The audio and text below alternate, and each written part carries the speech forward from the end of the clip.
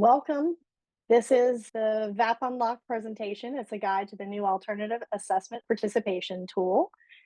Before we jump into the presentation, we're going to take this opportunity just to introduce ourselves for those of you who may not know who we are. I'm Courtney Seeley. Sandy Sprague is also on this call, and we're delighted to be here tonight to be able to host this. Probably the largest thing that we do is provide direct assistance to our families and staff. In terms of special education, we work closely with our families, navigating that process, connecting them with community agencies and the services they provide, and we prepare them for the future beyond high school. We help look over IP drafts with families and answer their questions so that they feel prepared during the meetings. And we also make sure that families have considered their options for those students who may need more support from their families when they turn 18. The second thing that we do is we offer information sessions, or we host sessions for other speakers, such as this one. Our sessions are advertised in our monthly newsletter, with every family and staff member receiving that at the beginning of each month in their email. We also encourage our teachers to share information about our sessions with their families. We also maintain a lending library full of resources that families can check out and use at home with their children. We have books and videos about special education topics regarding transition planning, behavior, parenting topics, emotions, books on grief and loss and trauma. And we have educational resources for teachers to utilize as well. But it's really the hands-on learning resources and games that our families love the most. These items reinforce literacy, mathematics, and social skills. You can visit our website and you can browse our full library catalog there, or call us to see what we can help you find. And without further ado, I'd like to introduce our presenter for this evening's presentation on the Virginia Alternative Assessment Program's new participation tool, Olivia Finnegan. Ms. Finnegan is the supervisor for the Office of Student Support Services in Spotsylvania County Public Schools, and we're happy to have her with us this evening to share this information and what this means for your child. Thank you all for coming tonight. We are going to talk tonight about the Virginia Alternate Assessment Program participation tool. So at the beginning of the 24-25 school year, the state introduced a new tool for IEP teams to use when determining a student's participation in the VAAP, or I'll say VAAP, but it's also Virginia Alternate Assessment Program. And we found that some parents, teachers, staff have some questions about the participation tool. So in conjunction with the PRC, Student Support Services for Spotsylvania County wanted to do a little information session on it. So just a little bit of background. The VAAP is an alternate assessment program, so it is something that students participate in instead of the Standards of Learning test or the SOL test. The questions on this and the assessment is based on alternate achievement standards and is available to eligible students who have significant cognitive disabilities in grades 3 through 8 and high school. Those who do participate in the VAAP are instructed on the Virginia Essentialized Standards, while they are connected to and developed from the Virginia Standards of Learning. They have been reduced in depth, breadth, and complexity to make the content relevant, accessible, and appropriate for students who have the most significant cognitive disabilities. So you'll hear me saying a lot, the most significant cognitive disability. So I want to talk a little bit about what I mean when I say that. So a significant cognitive disability is not a qualifying category for individuals under IDEA. It's not determined solely by just an IQ test. It's not based on their category of disability. And instead, what we're looking at is the whole child. So a holistic understanding of their complex needs as a student. Participation in the VAAP, according to the federal government, should not exceed 1%. And they base this off of the idea that those with the most significant cognitive disabilities do not exceed 1% in our student population. And so students with the most significant cognitive disabilities have impacts to both their intellectual ability and their adaptive functioning, or their daily living skills. So these students have intellectual functioning and adaptive skills that are well below average. And they might have some other characteristics that we need to consider beyond just their standardized test scores in order to find them eligible to participate in VAAP. So I want to make it clear that the criteria for participation in VAAP has not changed. What has changed is the tool that IEP teams are asked to use to determine that, to take that criteria and determine if a student is able to participate. And what this has done is assured that IEP team are adhering to the state's participation guidelines so that they're actually having the discussion about where the student's impact of disability is. And they are determining if they meet the state's participation criteria for that alternate assessment.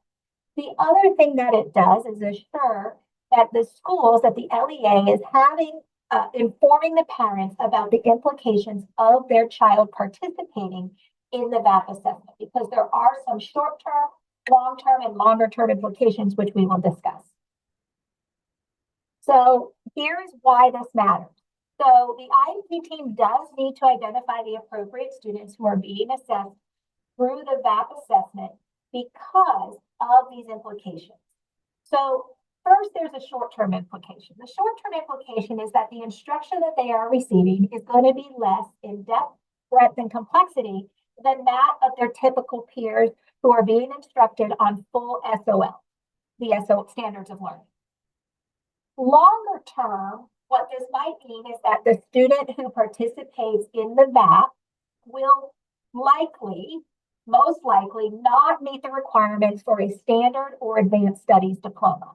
So sometimes when students are in third grade and we're making that decision, we're not thinking about the longer term implications for them. And I want to make sure that teams are thinking about this from the start of putting students into VAAP testing.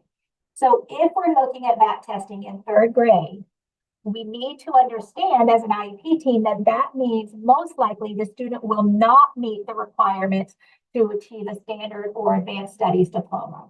This reason has to do with the verified credits that are required for students to achieve a standard or advanced studies diploma. And the alternate assessment does not meet those verified credit requirements.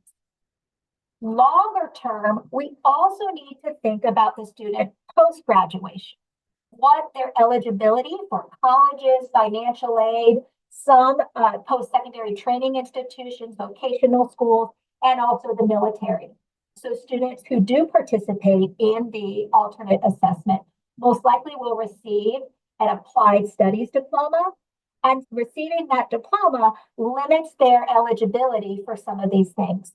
So I suggest to our IEP teams, to our case managers, that what we really look at when we're determining eligibility, in addition to what I'm going to talk about tonight, is that transition plan for students. What are their post-secondary goals? And then the team needs to determine what they need to do to get to those post-secondary goals.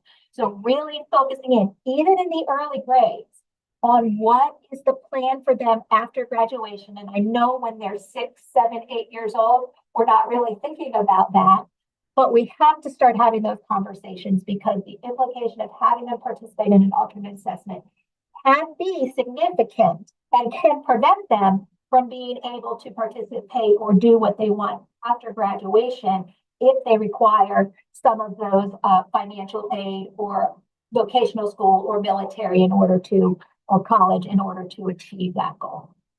One thing I did for the teachers to kind of explain this is that, remember I talked about the VSOL, so students who participate in the alternate assessment are educated and instructed on the VSOLs, which are less in depth, breadth, and complexity. So if we're in elementary school in third grade and we take the depth, breadth, and complexity of their math instruction, the students are going to miss a lot of basic skills that would allow them to complete Algebra 1 with a verified credit. And so I talk about kind of that broken bridge being, and the things that they're missing, being that choice to have them participate in the alternate assessment and be instructed on the essentialized standards of learning. Some students require this. They require their instruction to be less in depth, breadth, and complexity. Some students do not. They might just require accommodations and modifications. And what I want to make sure IEP teams are doing are looking at the individual student and the individual requirements of that student and not looking at the district's test scores, their ability to reach their annual, their AMOs, their ability to become accredited, that has nothing to do with what the individual child requires. And so IEP teams need to look at what the individual child requires in making this decision. One more thing before we get into that participation tool that I talk about with teams when I do this training is that we always assume competence. So when we get to this participation tool, you'll see that it's kind of like a matrix and we look at where students fall. And usually there's 4 rows and we pick which row the student falls in, 1, 2, 3, or 4. If we are stuck between 2 rows, the direction for the IEP team is to always assume competence. So to assume that the student can do the skills and choose the row that is higher in skills. So we always are going to assume competence rather than assume that the student cannot do something with the correct instruction. So eligibility in the VAAP is determined in 4 areas using this tool. So the first area is initial eligibility. We'll do that pretty quickly. The other 3 areas take a little bit more time. So the second area or section B is we're looking at, does the student have the most significant cognitive disability? Only 1% of our student population falls into the category of a student, should fall into the category of a student who has the most significant cognitive disability. The third thing that we're going to look at is determining if the student requires extensive, direct, individualized instruction aligned to the Virginia Essentialized Standards of Learning. And do they require substantial support to achieve measurable gains in the grade and age appropriate curriculum? So we're really looking at the amount of support a student needs in order to make gains in their curriculum. And then there's some additional considerations that we'll look at. So the first area is initial eligibility. A student, in order to be eligible for participation in the alternate assessment, has to have a current IEP. Students with 504s, students without IEPs are not eligible for participation in the alternate assessment. So that's the first question we have to answer. Do they have a current IEP? The second question we have to answer is what identified category are they eligible under? So you will see on here that there are 2 different sections. The first section, deafness, emotional disability, orthopedic impairment, other health impairment, specific learning disability, speech and language impairment, and a visual impairment. So if they only are found eligible in one of those categories, typically they do not qualify for participation in the alternate assessment because these categories do not have characteristics of cognitive deficits. So eligibility for these categories, cognitive deficits are not required or typically not a characteristic of those categories. So if a student is only eligible in those categories, typically the team would say, no, they do not qualify for participation in the alternate assessment. The second little area are the disability categories that do have characteristics of students with cognitive deficits. So autism, deafblindness, intellectual disability, multiple disabilities, and traumatic brain injury. I want to note that just because a student is eligible under those categories does not mean that they have the most significant cognitive disability and require participation in the alternate assessment. So they need to be eligible under one of those categories in order to participate, but there's a whole lot of other things we look at. So just because a student is labeled as a student with an intellectual disability or a student with autism does not mean that they have a significant cognitive disability and are eligible in that area.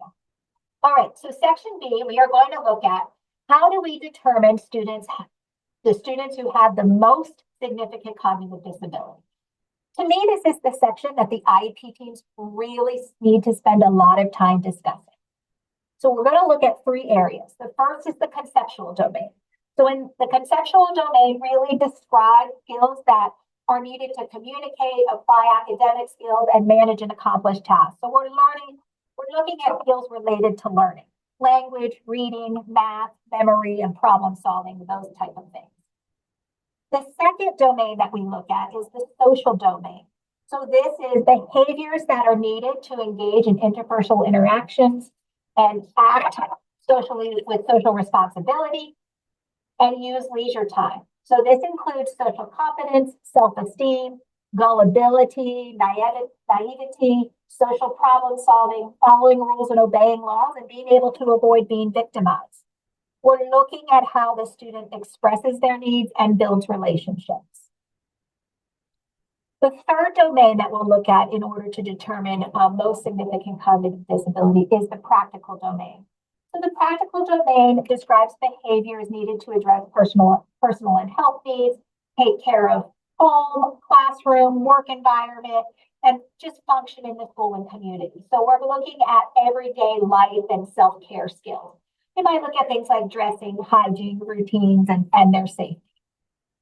So the first domain we're going to look at is the conceptual domain, and you'll have to forgive me, but this is on two slides just because it's so much. But you can see the rows. So like I said, it's a matrix, and the IEP team has to determine which row the student falls in.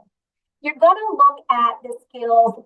So you don't have to look at each skill individually that's listed in that row, but you want to look at the one that best describes the student.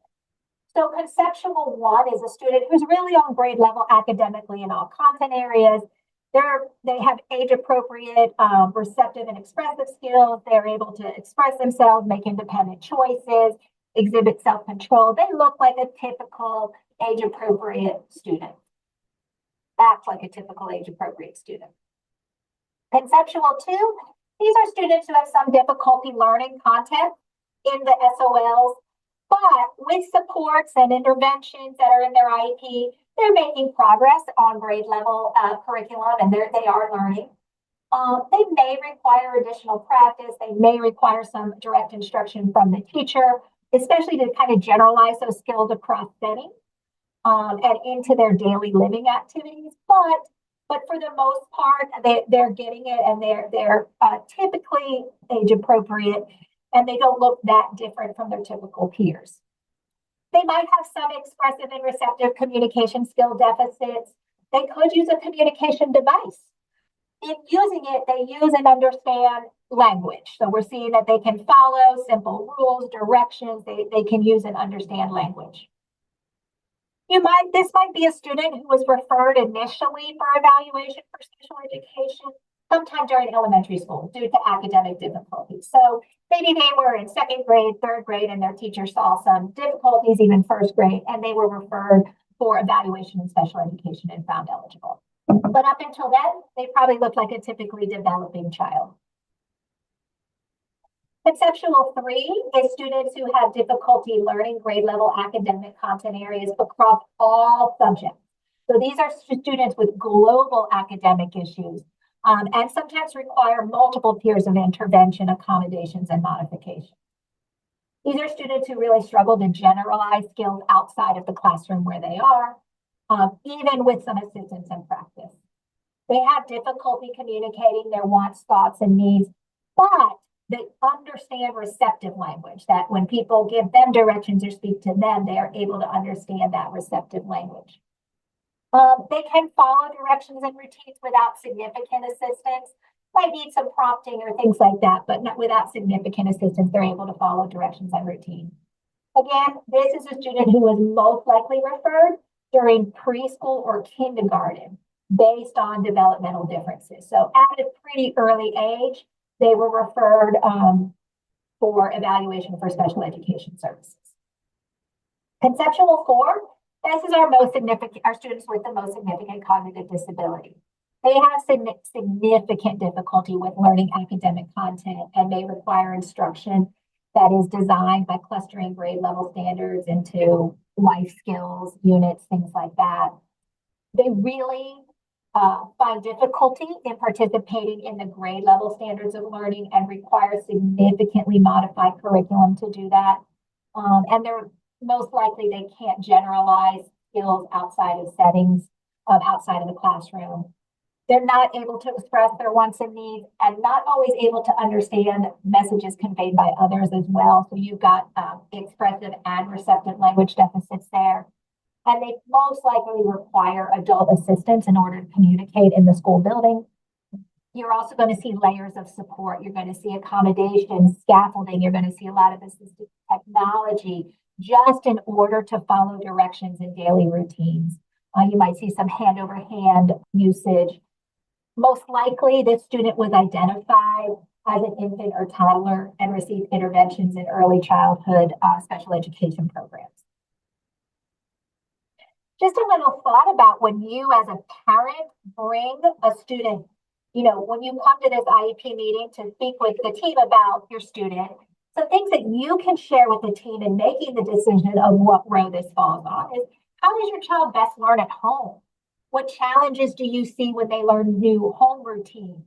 And what strategies like songs or visuals, repetition, things that you have used that support the learning in your home? So those are things that you can bring to the conversation in helping the team kind of determine if they should participate in this alternate assessment. I will say that it is important that you bring this information because the team does want to look at the student across settings, not necessarily just in the classroom. A lot of times in the classroom, because of the repetition, because of the amount of support, students do really well and might fall into a higher category. So we do want to make sure we're looking at across settings, how they're able to learn. All right, the second domain is the social domain. So again, we've got social 1 where these students display age appropriate, grade appropriate social communication, leisure skills. They maintain friendships, they can express themselves to their friends. They don't have a lot of difficulty other than age appropriate difficulty with friends. They engage in play. So you see that reciprocal play going on. You can see them engaging in recreational activities, after school activities without needing much support. Social 2, again, we have students who might have a little difficulty with social interactions. They might misinterpret peer social cues. So some of our students who are neurodiverse with ADHD or autism often fall in this. They just kind of struggle with those social interactions. But in working with them and with the instruction that they're provided, are able to navigate through that. Their communication language and conversation skills may be more concrete and maybe a little more immature than their same age peers. They might have some challenges regulating their emotion. They might need to be prompted or reminded about taking breaks or taking breaths or just how to regulate emotions and behavior in an age appropriate manner. But with those supports are able to do that. Social 3 is a student who is more significantly impacted in that domain. So they might have social, behavioral, and communication that's very different from their same age peers. They might have difficulty being understood using communication, even if they're using a communication device or a core board or something like that. They're using very simple phrases that's much less complex than their peers because of their difficulty with that communication. This might be a student who uses behaviors to communicate because they're unable to communicate verbally. It might be a student who really has a hard time interpreting social cues. They might need significant support or adult support to engage in social situations. And they might be easily persuaded by their peers to participate in unsafe or boundary breaking behavior. And then social 4, again, is our students with the most significant social needs. So again, we're looking at students who often use behavior to communicate. Students who really have a very limited vocabulary and grammar. They're communicating in 1 or 2 word phrases, just very limited communication skills. And because of that, they're using their behaviors more often to communicate. Students who are in the process of just developing a mode of communication. A lot of times we describe these students as nonverbal, or they have limited verbal ability. Some may not even be able to use a symbolic picture communication. That's how significant their communication deficits are. This student most likely requires significant adult assistance in order to communicate with their peers at all. And they might not yet even show an understanding about symbolic or picture communication with speech or gestures. They might even struggle with that. As a parent, something that you can bring to the IEP team, some information you can bring in helping to make this determination. You can look at how your child communicates at home and in the community. When they're around strangers, do strangers understand them? Are they able to get their point across? You can provide examples of interactions with family, friends, or neighbors. You can also let the staff know what helps your students in those social situations. So have you provided your student with scripts, or do you use visuals or things like that to help with their social communication? That can be help the IEP team determine participation in the VAAP criteria. The final domain under this is the practical domain. So practical domain, again, is those everyday life skills, self-care skills, those kind of things in the school or in the community. So a practical domain of one is a student who's able to follow any safety rules in the community, in the classroom. They independently perform self-care activities at an age-appropriate level. So again, we look at kids 3rd grade through 12th grade. What a 12th grader can do is very different than what a 3rd grader can do. But if your 3rd grader is able to perform self-care activities like tying their shoe, dressing themselves, those kind of things, they're probably fall into the practical domain of one. At the high school level, we look at, are they able to drive? Are they able to participate in after school activities? Are they able to awake by the alarm clock, get themselves showered and ready in the morning and get to school without any assistance from you? Practical 2, we look at these students do typically function pretty age appropriately. They're able to do those daily life living skills and use community resources. They're also able to participate in recreational activities. Need a little bit of assistance there, but typically they're on the same level as their peers. This is the student who might need some reminders about safety.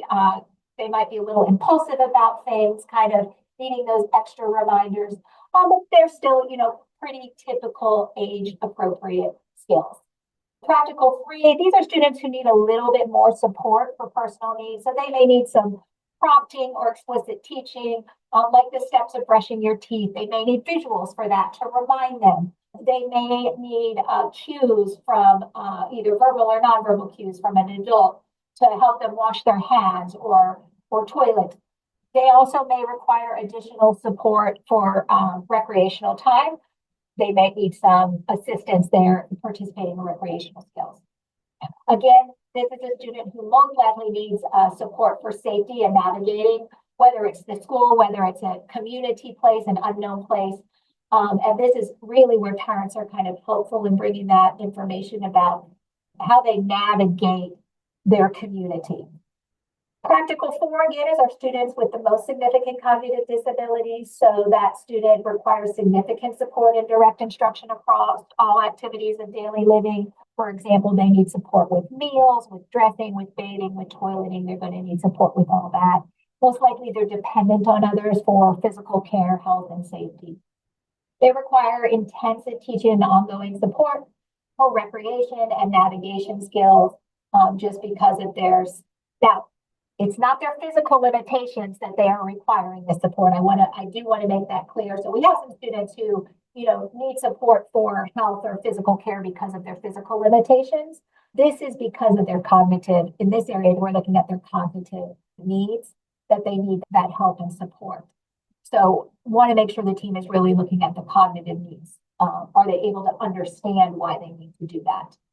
And they usually require supervision pretty much across the day. All right, so looking at those 3 domains, and we talked through them, I want you to take a few minutes and just kind of think about your child and where you think they would fall in each of those domains, a 1, 2, 3, or 4, in conceptual, social, and practical.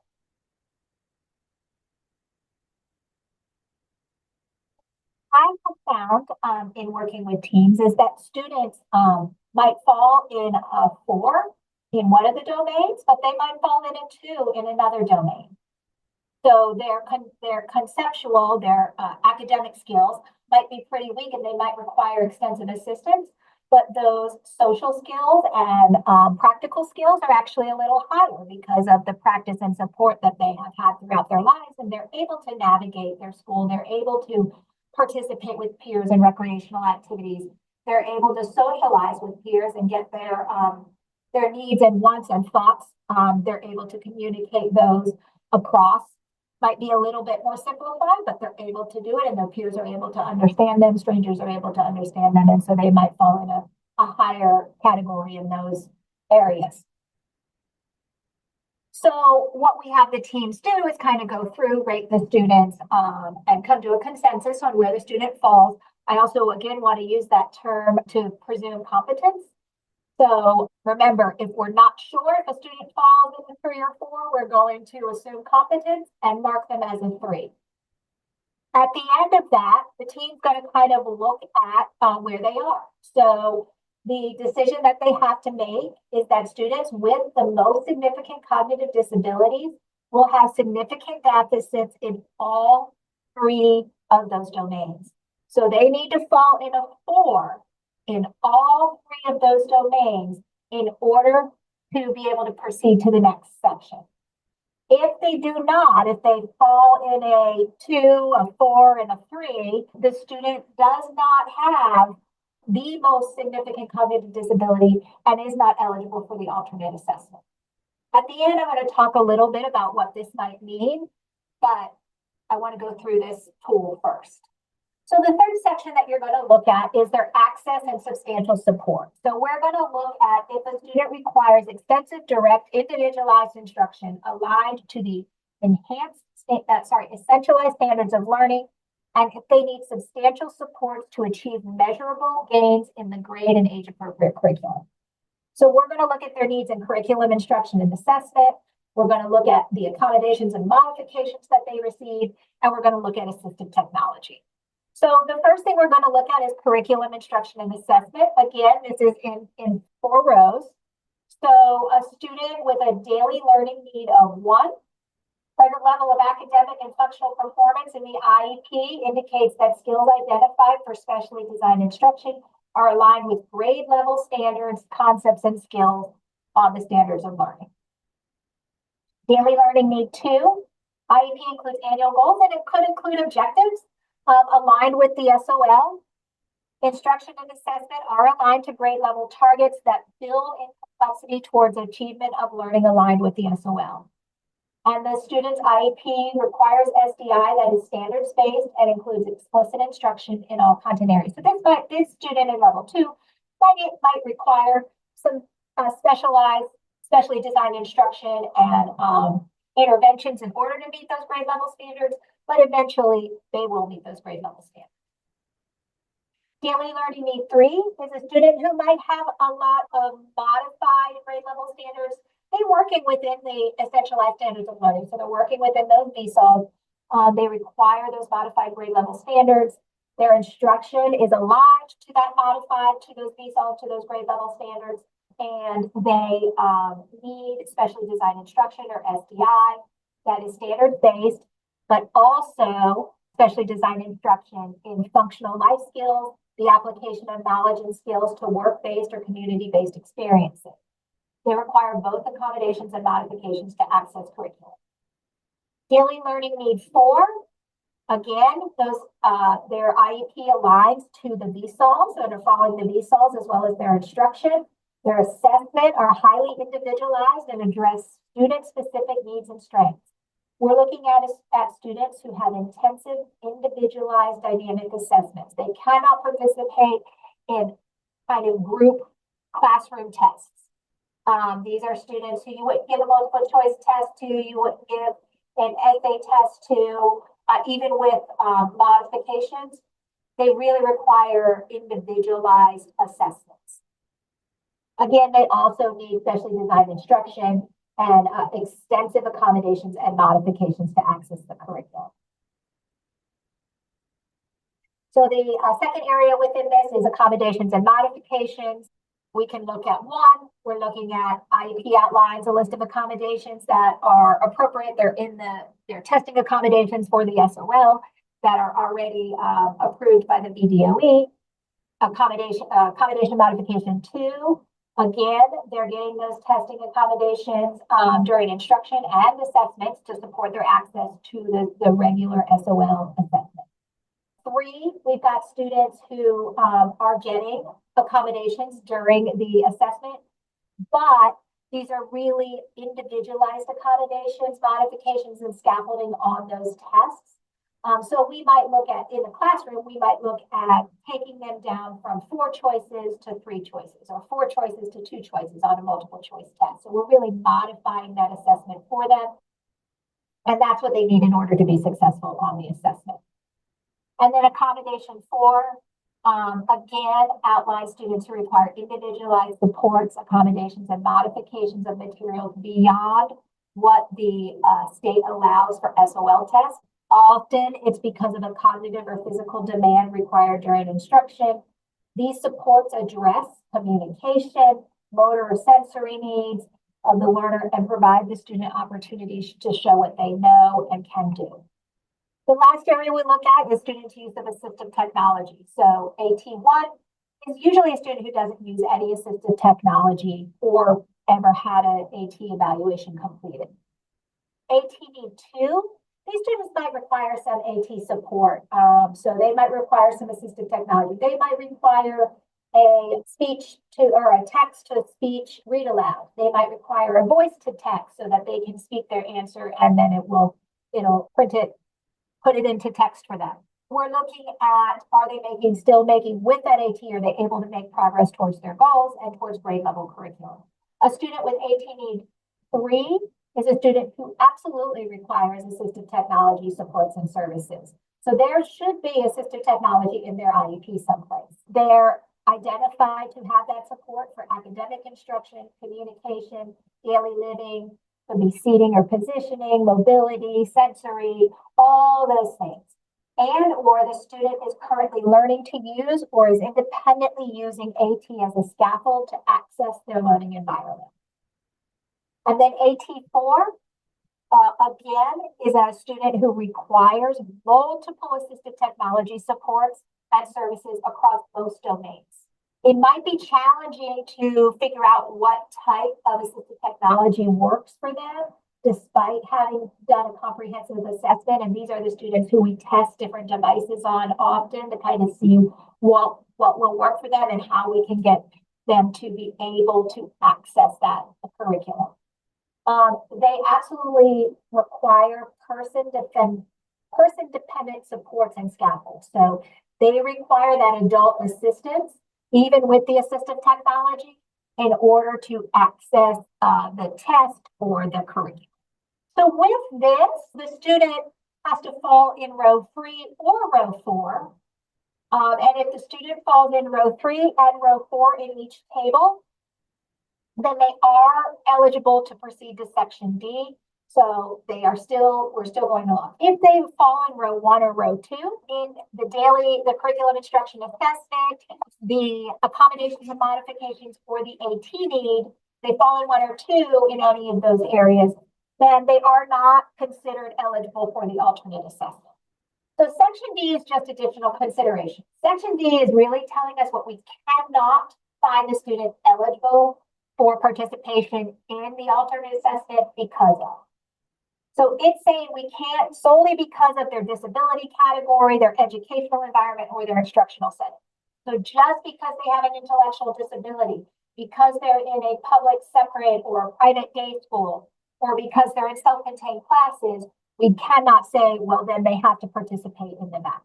We can find them eligible for the VAAP because their instructional reading level is below grade level. Just because they read below grade level doesn't mean they require an alternate assessment. There are things that we can do for students who read below grade level to support their participation in the standard, the typical SOL test. We cannot say, oh, you're going to participate in the VAAP because you failed SOLs before. So just because you've had poor performance on grade level assessments with or without accommodations or modifications does not mean that you're eligible to participate in the alternate assessment. Students cannot be found eligible to participate in the alternate assessment because their principal says so. That's an IEP team decision. The administration does not get to make a decision about what students participate or don't participate independently. And based on the anticipation of the impact their scores might have on the school's accreditation. We don't have them participate in the alternative assessment because we think that they're going to be disruptive during the regular tests. We can provide accommodations for that, like individual testing, sensory breaks, scheduled breaks, things like that, in order to allow them to participate in the standard SOL. So that would not be a reason why we say you're going to participate in the alternate assessment.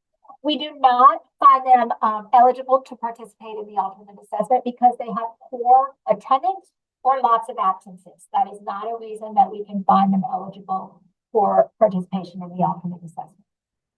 We do not find them eligible for participation in the alternate assessment because they're an English language learner or have social, cultural, or economical differences. We don't find them eligible for participation in the SOL because they need accommodations, like a piece of assistive technology or an augmentative communication device. There are ways that they can participate in the general assessment with those things, and the IEP team needs to work with their testing coordinator to make sure that that's available to them. And we don't find them eligible for participation in the alternate assessment because students receive a percentage of their time in special education or a higher percentage of their time in special education. So those are the things. Section D is the IEP team has to say we are not finding them eligible for these reasons. I will say I have participated in meetings or heard school staff want to find students eligible for the alternate assessment based on one of these things. So I'm glad that these are here and that we have to verify that we're not finding them eligible for the alternate assessment based on these things, because we do not want to violate your child's rights in any way.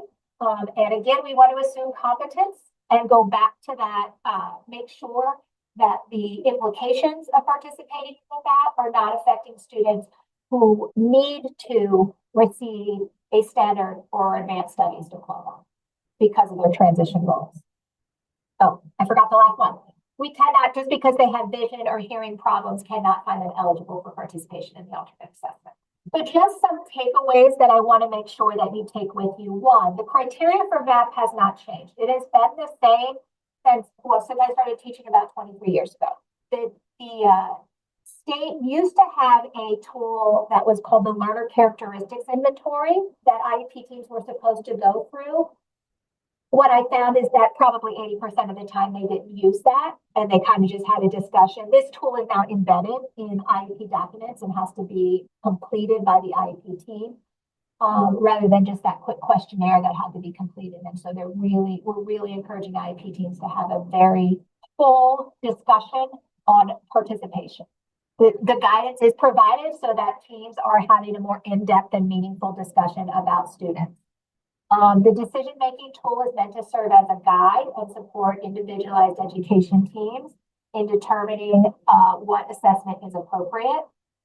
I do want to say that ultimately it is the IEP team's decision what assessment the student will participate in.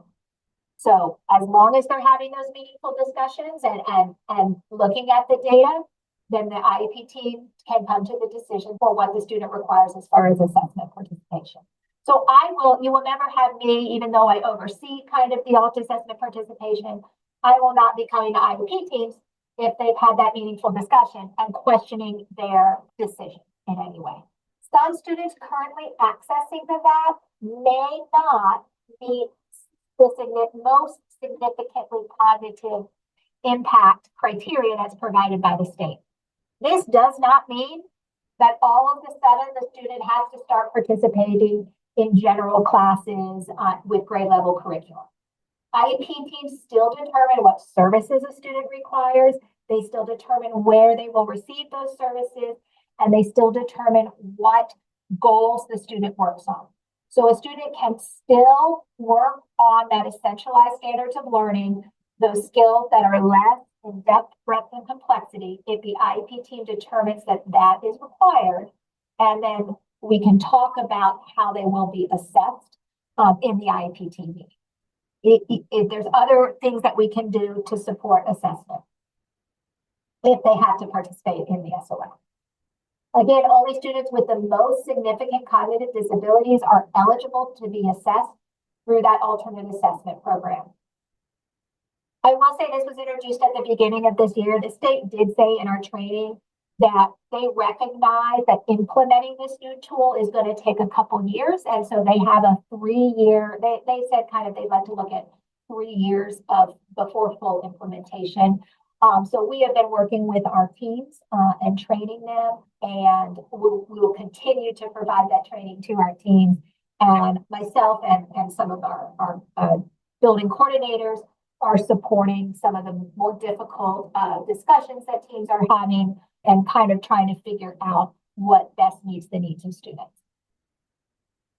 One thing I really like about this tool is that we look at the whole student. So we are not looking at their IQ scores anymore. We're not looking at their adaptive behavior scores. We're looking holistically at your student as a learner in order to determine if they meet that qualification. And just want to leave you with the last words of presuming competence. So remember that students can, if we set those expectations high, students can often meet them. And so if as a team you are in between two, always presume that the student can do.